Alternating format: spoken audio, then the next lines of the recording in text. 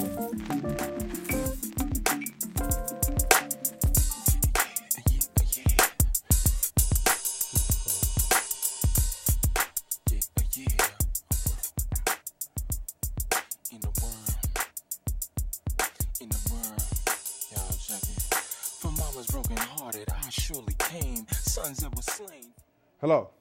and welcome to our second edition of Education's Best Medicine. And I want to welcome back Zuberi, Noonie Pete to the show. Zuberi, welcome. Thanks for coming back. It's my honor. You had taken us to a point. Let's take us a night before the shooting. What's going on, what you're doing, and then take us into the shooting. The night before I got shot, I went to work. I had 3 jobs at the time. I worked 7 days a week, and I was working at a facility, working with brothers coming out of the state pen. And so I went to work 12 midnight and got off at 8 that morning. And perfectly normal night at work. Things happened earlier in that week that were profound leading up to the shooting. Take us back.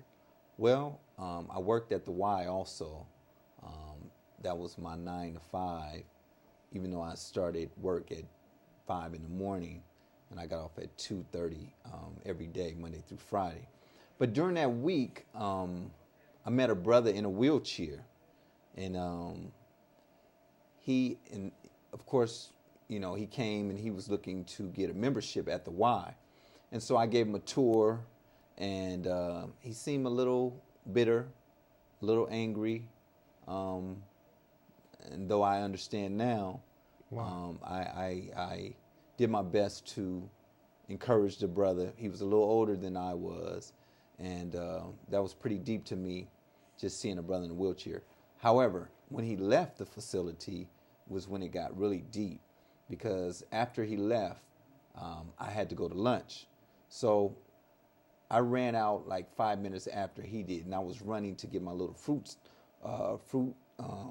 lunch or fruit salad down the block. Excuse me. And I saw the brother getting into his car. The car was a Cadillac. I had an Oldsmobile during the same year's model, and so our cars were similar. So I saw him transferring into a car. I'd never seen anything like that. You know, of course, I'm a pro at it now. I see. But I had never seen anything like that at the ripe age of 23. I'd seen people in wheelchairs, but I never seen anybody driving or about to drive. And so I was pretty fascinated by that. And as I was jogging to this restaurant, I had my eyes on him. And then when I turned my head back around from running, it was a little wheelchair ramp that the city was paving on the curve. And it was a barrier blocking that because it was still wet. And as I turned around, I almost ran into that as looking at him. And you know, I remember all this stuff later on after my injury, but this happened during the week up until Saturday when I got shot. So that was pretty profound to me, you know. And a few other things happened, you know, that were telling me, without telling me, that something drastically was about to happen. And of course, I got shot that Saturday on that week, and it was during the day. I got off work at 8 a.m., went home, showered. I had rehearsal. It seemed as if everything failed me that day. I was supposed to pick up my son. I went to pick him up. He and his mother and I had an argument, so I wasn't able to do that. And I hardly ever had Saturdays to myself. I had rehearsal at Jeffries during the day. It was set for like 11:10, and the dancers didn't show up. It was when dancers was still cool to have. And 3 different dancers coming from 3 different locations. None of them showed up. They didn't answer their phones. It was very, very, very peculiar to me. It seemed as if everything failed me. And I ended up calling one of my cousins, and wanted to see if he wanted to go to the studio and rap, and didn't have his name in my mind at all to hook up with that day. It was like I didn't have anything to do.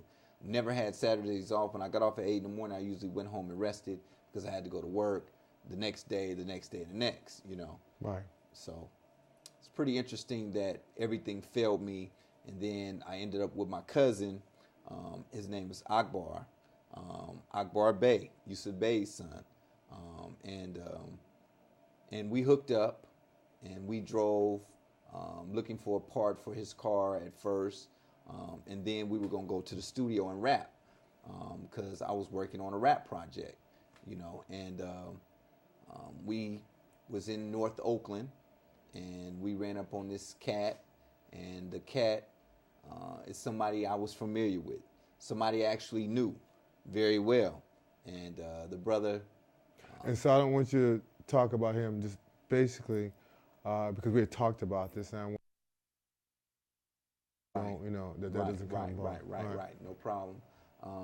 But I care not to talk about him personally, but it was somebody I knew, and supposedly he and Akbar had some altercation, and they had some beef that wasn't resolved, that was supposedly resolved from Akbar's standpoint of view.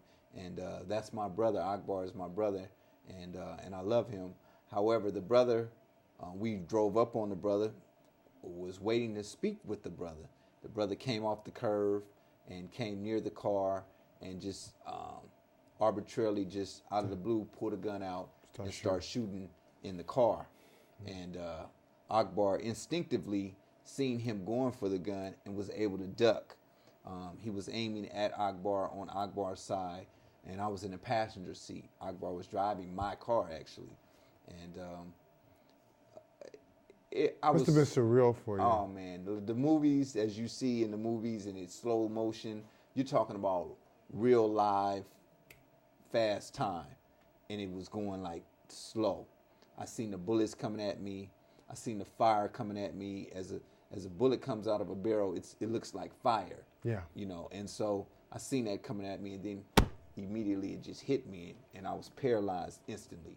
And Akbar drove me to Highland as fast as possible. I was bleeding profusely. I was not unconscious. I was conscious through the whole thing, and my life was flashing before my eyes. Almost died. You know, I actually did die. So in the community, we're hearing about this. We hear you're shot. Most folks think you're dead or irreparably paralyzed. You know, there's a discussion about, you know, someone putting you in the grave before you're even dead. I don't know if you felt that as an energy coming through the community, but it's definitely what was the pattern. You're in the hospital bed. What's going on in your head? Well, when going to the hospital, I thought I was going to die. I seen all my blood on my front. He held me up. He was heroic getting me there, Akbar. He helped save my life. Many people blamed him, were angry at him. But how can you blame? He was a victim also. We were blood brothers in that situation, and he got me there. He encouraged me. He motivated me and said, "You're gonna make it. It's gonna be all right, Noon. I got you." And they brought me in, and you know, they worked on me immediately to save my life. And Ophelia Long, she was the CEO of the hospital at that time, good friend of our family, good friend of my Uncle Jeffrey, and she assisted in all that God allowed her to assist. And I really thought I was going to die. I thought it was over. So when I went under, when they, you know, put me under, I thought that was the end. When I woke up, and the first person I see is my uncle, it was like a miracle. You know, it was a miracle. And I was really just thinking that, wow, I made it through this situation. You know, we watch TV. We know people who got killed. I have friends and cousins who have been murdered, unfortunately, in this cold society. And I thought I was about to become a victim. And so one of the reasons we brought you on is to again discuss the level of violence that's going on in our community. It's not something that's artificial or not involved in someone that you don't know. The stats go that for every individual that's shot or injured, he is affecting 10, 15, maybe even 20 family members, including the hospital staff that has to take care of them, including the family members that have to take care of them, including the immediate family members that are dealing with this shock and grief. We talk about a level of trauma in our community and the issues that face us. This is definitely one of them. So we wanted Zuberi to come on to talk about it, to tell his story. We think that the level of violence in this community right now is a travesty. It doesn't bode well for the discussion about food, clothing, and shelter, and the issues around economics, the issues around healthcare disparities, all those issues that concern us. That weigh in when an individual is shot and has to go into rehab. Tell us a little bit about rehab. Tell us about how you come back. Well, initially, I was in intensive care, and they told my family, "Oh, he's not going to make it through the night." They said I was going to die. I mean, and it was tons of people. You say it affects a lot of people.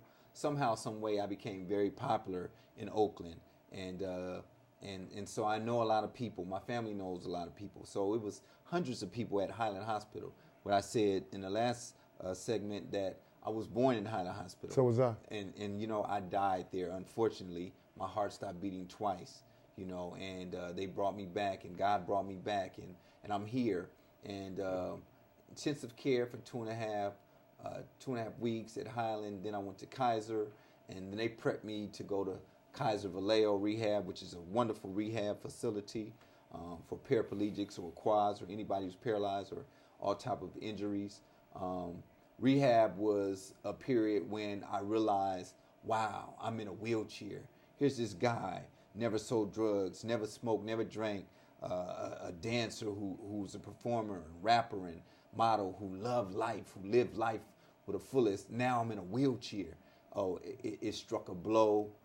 Depression, anger, well, not really that much anger, but more depression, sadness. It was a tremendous trauma. It knocked me down. In the beginning, I was very optimistic. I was sad, of course, but I really just thought, oh, I'll be back. I didn't even know I was paralyzed instantly, and So, could you describe the injuries in particular and why I got shot with a .44 hollow point bullet. It's a .44 caliber gun and a hollow point bullet. Those are the bullets that explode when they enter the target. It hit me in my shoulder chest area, and it ruptured my spinal cord and my lower chest down. I'm paralyzed. They said I would never walk again. I disagree with that. I believe that my day will come one day. However, I'm paralyzed from the lower chest down. I have bullet fragments still in my chest. Bullet fragments still in my spine, and I live with excruciating pain. I don't use the restroom the same.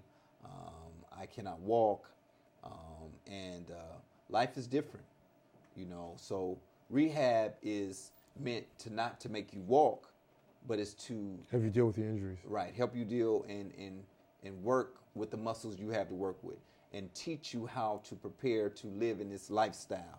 And that's what they do. Mm-hmm. They don't make you walk. A lot of people, did you get any rehab?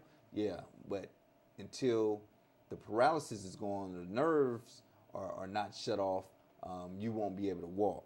And I really want to say a thank you to the Alameda County Medical Center and the community, which is Highland Hospital. We all know it as a famous trauma unit. It has saved many lives. Yes, it stays with us a discussion about why we need public hospitals, why they need to be funded, why Measure A was so important. Yes. You're looking at an example here of why those funds, why the need for public hospitals still exists in the context. Dare say it, if he is not taken to the public hospital at that immediate speed and they don't know what they're doing, we lose him. I think that it bodes well for a discussion around public health, for the need to understand and to support and fund public health at whatever level we can. You're in Vallejo Rehab. What's going through your mind? I just had a baby girl 2 months before I got shot. So I have a son who's 3. Now I have a baby girl that's 2 months old when I get injured. Rehab, she's a few months older now. And just where am I going? You know, what is my life going to be about? And just tremendously sad by the situation. How old are you then? I was 23. It was 28 days before my 24th birthday. So I got shot May 1st, 1993. It's going on 14 years now. Good Lord, that doesn't seem that long. 14 years in a hole. However, I'm blessed to still be here. As many people that have lost their loved ones would love to have their sons or their daughters in a wheelchair. So I'm not complaining, just stating the facts about my life, you know. But rehab, I was just really like, where am I going? Who's going to help me? Because this side, I could only really move this arm. I was not even able to be in a manual wheelchair till about a year after. They put me in an electric wheelchair, so I could only move this arm. Even though I was paralyzed underneath my armpits, you know, my lower chest down, I could only move this arm because this side was where the bullet injured me at. It's perfectly fine now, but so we talk about a discussion around lower leg paralysis from chest down. We talk about problem breathing, urinary difficulties, all the things that go with a level of trauma in this kind of injury. From a strapping dancer to, at 23, now a quad paraplegic. Paraplegic. Yeah. You come out of rehab. What things are different for you?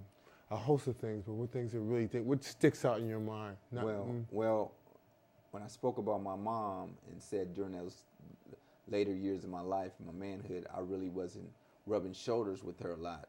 Not that we weren't close, because I've always been close to my mother, but in terms of just on a constant communication basis, I've never been a mama's boy, so it wasn't like I was around her a lot as I was growing older, 20, 21, 22. I was out there living, growing, and being on my own. My mom, nursed me back to health. So when I moved, when I got out of the hospital, I got my own place again, and this time I was single, and my mom I was bedridden for a year.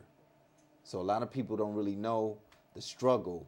It wasn't that, I got shot and I was up and running around a few months later. I was in the hospital for 3 months straight, 90 days, and then I was bedridden for 365 days, where I was. My mom, wiped my backside. She cleaned my bowels. She fed me. It was a lot of support with my sister and family members and cousins, but my mom primarily nursed me that first year. I was bedridden, and it was a tremendous blow to our family. Of course, my uncle and my father, they came and they did their parts, and everybody did their parts,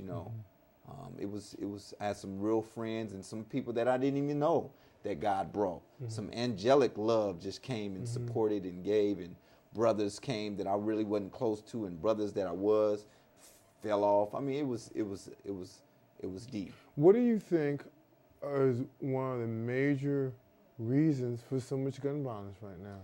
Well, we're talking about 14 years, but now you could take 14 and say, right where we're at now, still the same level of gun violence, if not more, is occurring. Well, I believe it's really deep. And without getting too deep, but genetics are powerful. And historically, anthropologists, scientists have stated and proved that black people were the first on the planet in the cradle of civilization, what we call Africa, Ikubulan. And for us to be the first, as the scriptures say, the first shall be last and the last shall be first again. And what we've gone through the North American slave trade. And the trauma of it. And it put us at the bottom. And for us to climb through and still be here, I believe there's a systematic effort to put boots on our necks, on our faces, in our hearts, in our spirits, to hold us down. And I think gun violence and drugs in the community is just one aspect of it. You know, there's a lot of racism that still exists. It runs America, racism and violence in the drugs. A lot of brothers are brainwashed and don't really understand. Some of them know what they're doing. Many of them don't really know the depths of reflex. it. Oh yeah, they don't know the depths of it. They don't know any other way. They think this is really what we're supposed to do. And we've had a discussion, we continuous discussion around violence, not just from the fact of the endpoint of you being shot, but a whole discussion around a system of violence that perpetuates itself and creates these environments where guns and drugs are the order of the day. So you put that in the community with lack of jobs, lack of access, lack of education, lack of hope, and you have a cauldron for violence. You can't help it. You can't have young African Americans going to war and coming back here and being normal. They're not going to be. You can't have young African Americans being locked up 5, 10, 15, 20 years of their life, coming back to, quote unquote, the home and being normal. It's an oxymoron and the same kind of anger and violence that wasn't able to settle a disagreement. Right. No conflict resolution. Exactly. You know, I tell people this. Some people stop me, what happened to you? And even it's ironic, some white people, what happened? I'm like, hey, if I'm really on one that day, hey, there's a civil war going on in the black communities all over this country and some parts of this world. Just in Oakland. It's all over. And I'm a victim of that civil war amongst black people. I'm not taking the blow off the brother who shot me because he's wrong and justice should be served. But however, he's a puppet. He was used, you know, and when you shoot me, you shot my community. You shot my family. You shot my people. You shoot the black man. You shoot the black family. And so I'm a victim of that. And it's sad that a lot of us brothers don't get it, you know, and one day, hopefully we'll get it together. There's been truce and the Bloods and Crips and all these things. We just have these guns without a mission, without a plan, and I think that's ignorant. Coming from a Black Panther background and understand those brothers fought for our communities and rights and laws to be changed. I mean, we're rampaging the community without a mission, without a plan, without a hope, without a goal. And it's sad. As it's designed. And I'm a victim of it. Yeah, and it's designed. But I hope to make changes. You know, I'm a born leader. I hope to make changes and use this. And I have. I've done speaking, forums and all over the Bay Area and in Atlanta, speaking and touching lives, squeezing hearts and moving souls to the best of my ability with my little story, you know. So we move to the transformation. Want to have some specific discussions around transformation. Some of your answers to this question, not just of gun violence, but violence in general in our community. I think you've talked a little bit about culture, race, genetics, purpose. But tell us about your transformation and some of the things you're doing. Well, I evolved into a speaker. First, a lot of people don't know, I evolved into a minister. A lot of my peers, you know, they may have seen me out because I still had my annual birthday bash. My uncle allowed me in his club to do fundraisers after I was injured every year for I don't know how many years. But when I was in that bed for a year, I just read the Bible every day, and I read it and I read it and read it through and through, and I learned and I went back to what I was taught as a child, and I evolved into a Christian minister. I wasn't ordained, but I was a part of a church, and I was more of a freelance minister where I went to tell my testimony, and I gave some sermons all over. Many people still believe that I'm a minister. I'm no longer a practicing minister. I would like to say I'm a street minister now, you know, and I get down in the trenches with brothers and people and deal with them. I haven't been actively speaking, but I evolved into a speaker. For years, I did every weekend, someone would call me to a youth conference, to high schools or whatever, and I did it pro bono. I never charged. It wasn't for a profit, you know, and I gave to my community back what God, I believe, gave to me, which was life. Just telling my story and mixing in there Black history, culture, awareness, and just understanding where we need to be as a people, you know, and that evolution and growing mixed in with education, you know, went back to college and got my degree so I can teach. I can actually teach in high school, but I'm not doing that right now. I'm actually assistant teaching at Montero Junior High, but into a speaker, emulating Malcolm X and Khalid Muhammad and, you know, studying them and learning them and being on campus, starting an organization in schools, juvenile halls, wherever they called me, I went. I want to ask you too, in retrospect, your best 10 buddies, where are they at? What's happening with them? Are they dead? And you don't have to tell me specifically, but you can think of dead, alive, flourishing, injured. Some of them are dead. Some of them are doing triple life. Some of them disappeared out of my life doing their own thing. I was sometimes misunderstanding why brothers sometimes disappear, but God gave me a revelation that sometimes when people are not there for themselves, how could they be there for you? So that was good for me to understand that. But God brought new brothers and new friends. But, you know, some brothers are dead. I lost childhood friends. Brothers are incarcerated. Some brothers are just, you know, surviving.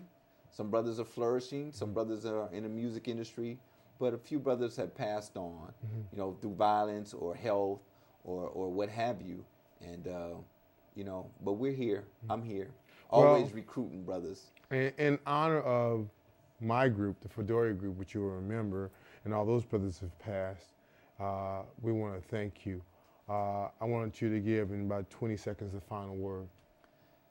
Final words are that I appreciate you for bringing me on your show, and I just want to let Oakland know that I love Oakland. Bay Area, Oakland, Alameda County, the whole area. Sure. Including California colleges. Sure, sure, definitely. But I'm an Oakland native, so I love Oakland. But this whole, you know, area and the black community, period, that I love you, I fight for you, I'm here for you. I'm a revolutionary by blood, by nature, and I'm definitely a true seeker of knowledge, information, and of God, and just growing. Let's grow.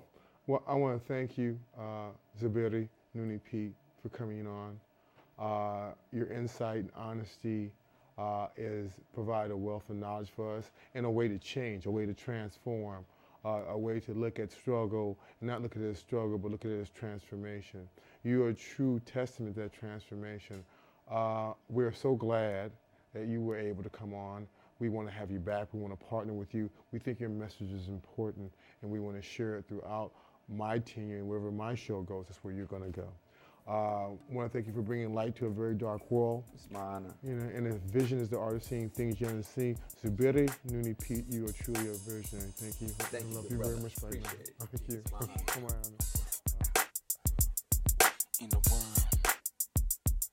In the world, y'all check it. From mama's broken hearted, I surely came. Sons that were slain for minimal.